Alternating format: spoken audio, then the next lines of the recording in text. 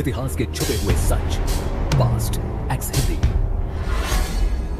कभी कभी इस धरती पर कुछ जगहें ऐसी होती हैं जिन्हें देखकर लगता है मानो प्रकृति ने खुद उन्हें इंसानों से छुपा कर रखा हो।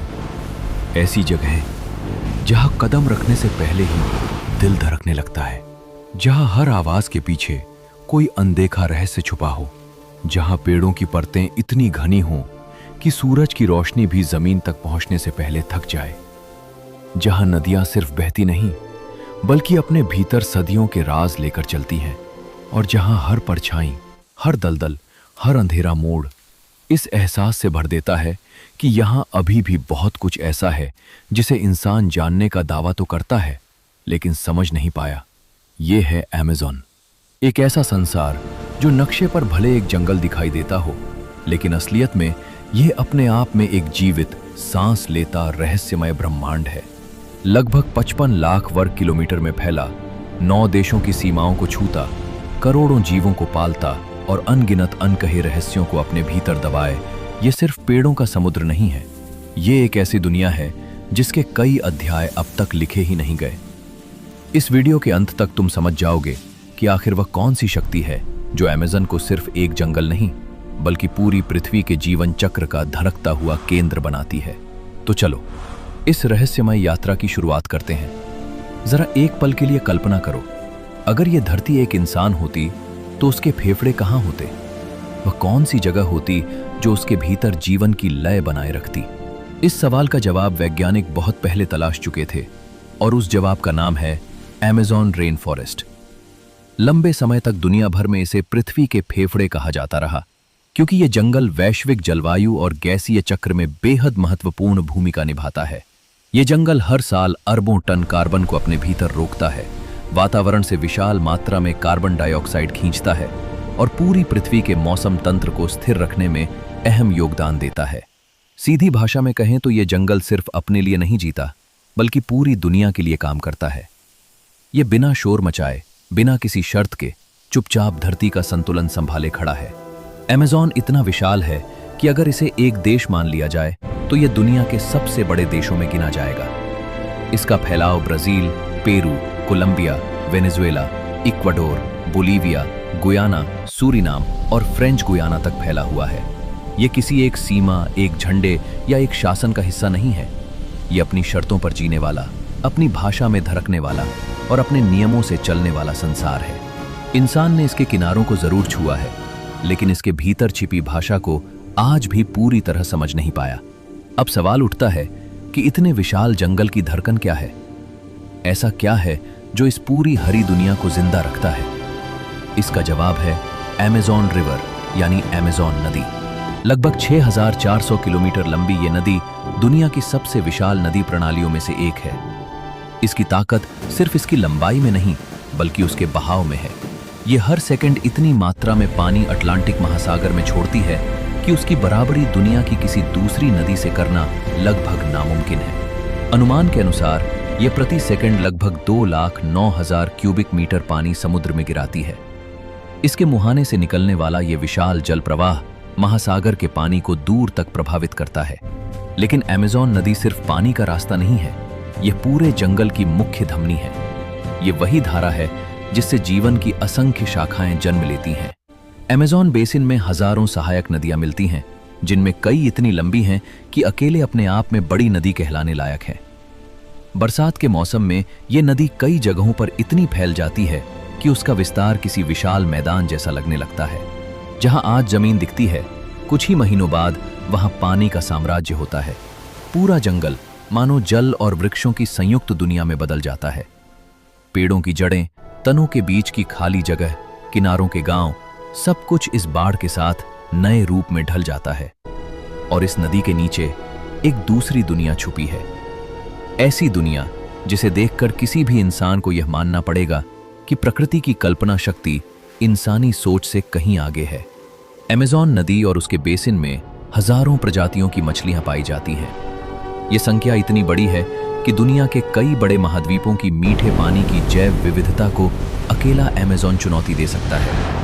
इस नदी में तैरने वाले जीव सिर्फ जीव नहीं हैं, वे विकास, अनुकूलन और रहस्य की ऐसी कहानियां हैं जिन्हें विज्ञान अभी भी पूरी तरह पढ़ नहीं पाया। इन्हीं जीवों में एक ऐसा नाम भी है जिसने सदियों से इंसानों की कल्पना को चौंकाया है, पिंक रिवर डॉल्फिन, जिसे स्थानीय लोग बोटो के नाम से भी जानते हैं। ये डॉल्फिन समुद्र की नहीं बल्कि मीठे पानी की निवासी है।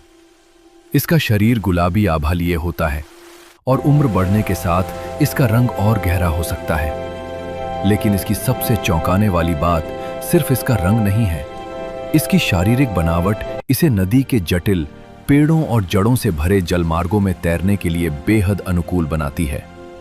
इसकी गर्दन अन्य कई डॉल्फिनों की तुलना में अधिक लचीली होती है, जिससे ये घने डूबे हुए जंगलों के बीच रास्ता बना सकती है। और फिर आते हैं वे लोक विश्वास जो अमेज़न को सिर्फ विज्ञान का नहीं बल्कि रहस्य का भी क्षेत्र बना देते हैं।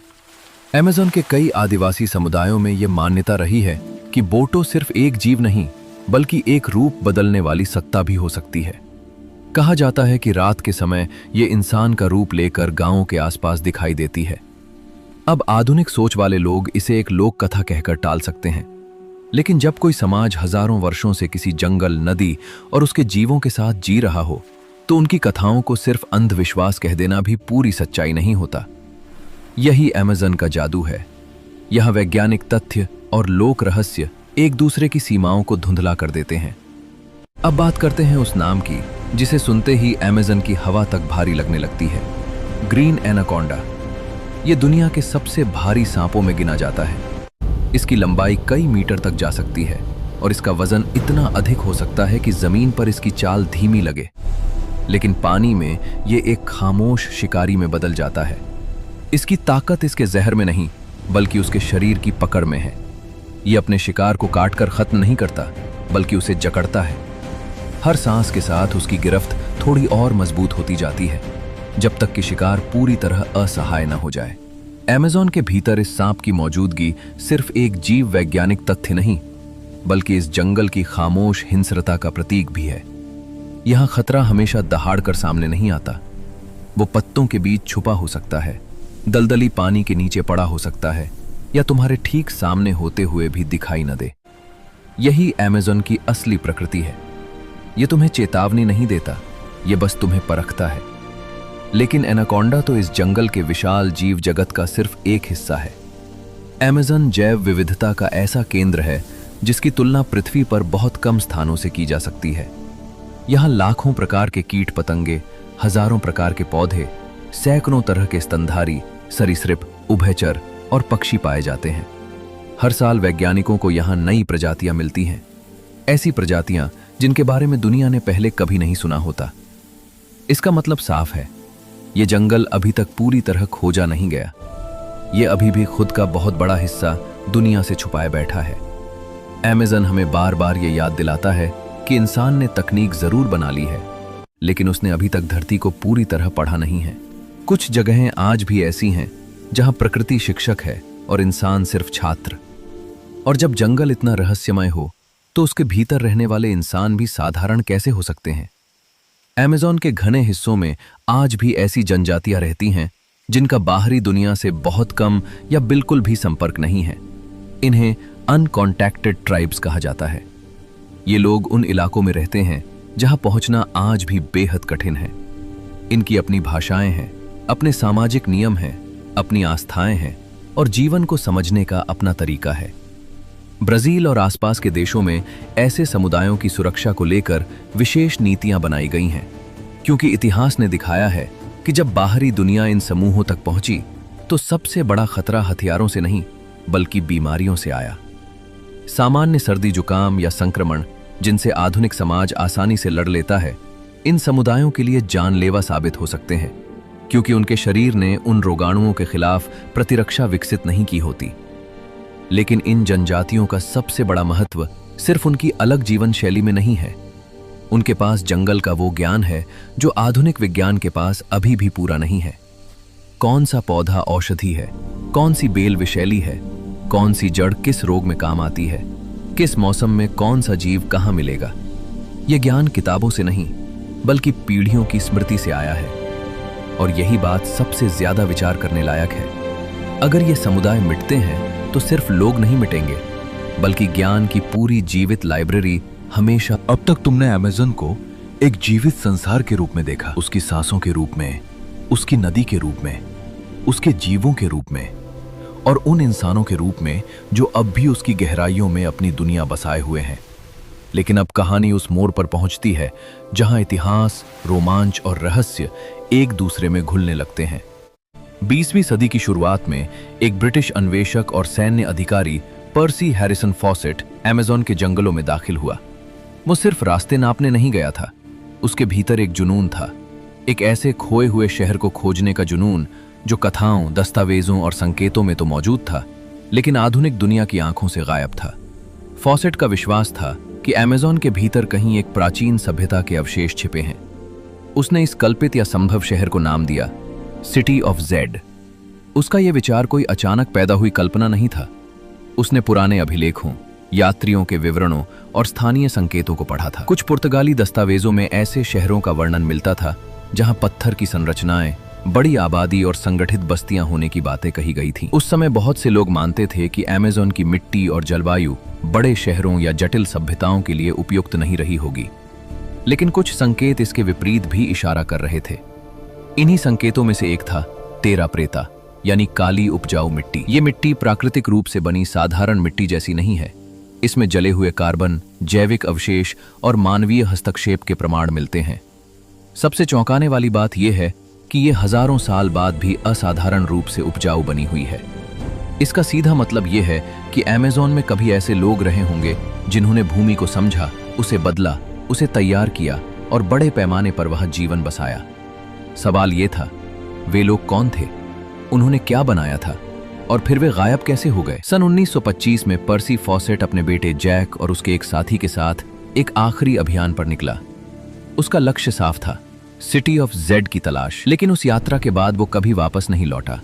न फॉसेट, न उसका बेटा, न उसका साथी। तीनों अमेज़न के भीतर गए और फिर इतिहास में एक अधूरी गूंज बनकर रह गए। उनकी गुमशुदगी ने दुनिया को झकझोर दिया। उन्हें खोजने के लिए कई खोजी दल जंगल में गए। कुछ लौटे, कुछ नहीं लौटे और कुछ के बारे में कहानियां बनती चली गईं। फॉसेट की तलाश खुद अमेज़न के रहस्यों का हिस्सा बन गई। जितना लोग उसे ढूंढते गए, उतना ही ये जंगल और रहस्यमय होता गया। अब सवाल सिर्फ ये नहीं रह गया था कि फॉसेट कहाँ गया। सवाल ये भी बन गया था कि क्या वो सच के बहुत करीब पहुंच गया था। लंबे समय तक सिटी ऑफ जेड को बहुत लोगों ने एक रोमांटिक भ्रम, एक खोजी की जिद या जंगल की कल्पना कहा। लेकिन समय के साथ विज्ञान ने कुछ ऐसे संकेत देने शुरू किए जिन्होंने इस कहानी को फिर से जीवित कर दिया। आधुनिक तकनीकों, विशेषकर हवाई सर्वेक्षण और बाद में लाइडर जैसी तकनीकों की मदद से वैज्ञानिकों ने अमेज़न के घने वृक्षों के नीचे छिपे धरातल को समझना शुरू किया।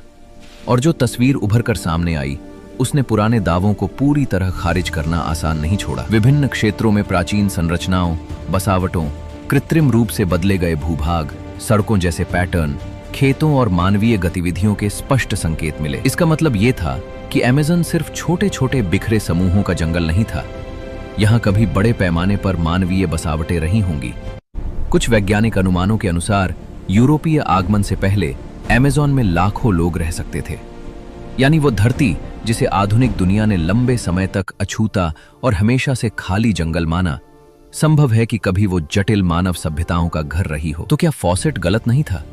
क्या उसने जिस शहर की कल्पना की वो वास्तव में किसी सभ्यतागत स्मृति का टूटा हुआ अंश था? क्या सिटी ऑफ जेड एक वास्तविक शहर नहीं, बल्कि अनेक खोई हुई बस्तियों और सभ्यताओं की सामूहिक छाया थी? यही वो सवाल है जिसका जवाब आज भी पूरी तरह साफ नहीं है। अमेज़न इसी वजह से सिर्फ जंगल नहीं है, ये जीव विज्ञान की प्रयोगशाला है, जलवायु का इंजन है, लोक कथाओं का भंडार है, प्राचीन मानव इतिहास का संग्रहालय है और उन सभ्यताओं की कब्र भी है जिनके बारे में हम अभी बस अनुमान ही लगा पा रहे हैं। यहाँ पेड़ सिर्फ पेड़ नहीं है, वे छुपी हुई बस्तियों की छत भी हो सकते हैं। यहाँ मिट्टी सिर्फ मिट्टी नहीं, वो हजारों साल पुराने इंसानी हाथों की छाप भी हो सकती है। यहाँ नदी सिर्फ जलधारा नहीं, वो उन आवाजों को भी बहा रही है जो कभी इस जंगल में बसे लोगों की थी। और यही अमेज़न का सबसे बड़ा सच है। ये हमें बार बार बताता है कि धरती पर अभी भी ऐसे रहस्य मौजूद हैं जो इंसान की पूरी वैज्ञानिक ताकत के बावजूद पूरी तरह नहीं खुले। ये एक ऐसा स्थान है जहां जीवन अपनी सबसे जंगली, सबसे विशाल, सबसे जटिल और सबसे रहस्यमय शक्ल में मौजूद है। ये लाखों जीवों का घर है। ये उन समुदायों की दुनिया है जिन्हें आधुनिकता ने पूरी तरह छुआ नहीं। ये उन खोई हुई सभ्यताओं की परछाई है जो शायद कभी बहुत शक्तिशाली थीं और फिर जंगल की हरियाली में हमेशा के लिए छिप गईं। और यही कारण है कि अमेज़न को समझना सिर्फ एक जंगल को समझना नहीं है, ये धरती को समझने की कोशिश है। लेकिन अगर तुम्हें लग रहा है कि अमेज़न का रहस्य यहीं खत्म हो जाता है तो ठहरो, क्योंकि इसकी कहानी अभी पूरी नहीं हुई। इस रहस्यमय जंगल के भीतर एक और ऐसा राज छिपा है जो सिटी ऑफ जेड जितना ही नहीं, शायद उससे भी बड़ा है। टेरा प्रेता की काली मिट्टी का रहस्य। आखिर हजारों साल बाद भी ये मिट्टी इतनी उपजाऊ क्यों है? इसे किसने बनाया? और क्या यह इस बात का सबूत है कि अमेज़न के भीतर कभी हमारी कल्पना से कहीं ज्यादा विकसित समाज मौजूद थे? इसलिए अगर तुम ऐसी ही गहरी, रहस्यपूर्ण और दिमाग हिला देने वाली डॉक्यूमेंट्रीज देखना पसंद करते हो तो चैनल को अभी सब्सक्राइब करके रखो, ताकि अगली वीडियो आते ही तुम उसे सबसे पहले देख सको। और अगर यह कहानी तुम्हें सच में पसंद आई हो तो वीडियो को लाइक जरूर करना।